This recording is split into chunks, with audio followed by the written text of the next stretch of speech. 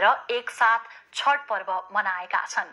सिन्धुली जिल्ला सदरमुकाम सिन्धुली माडी स्थित गौतमी नदी छठिया घाटमा छठ पर्वमा अस्ताउँदो सूर्यलाई अर्घ दिएर तराई र पहाडिया मूलका मानिसहरू मिलेर एकसाथ छठ पर्व मनाएका हुन्।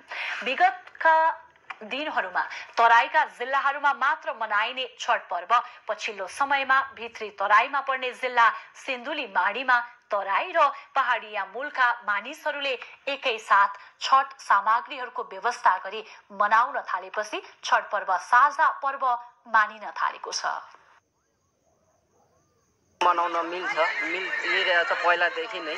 अहिले सबै ठाउँमा छ, काठमाडौँ जनकपुर जहाँ पनि छ। अहिले अब यो अलि धेरै मान्यता छ, धेरै परिपक्व छ, अलि भएको चिताको सबै भइरहेछ क्या।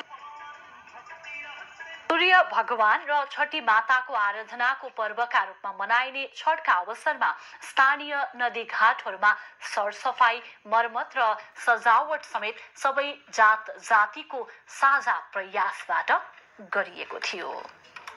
खबर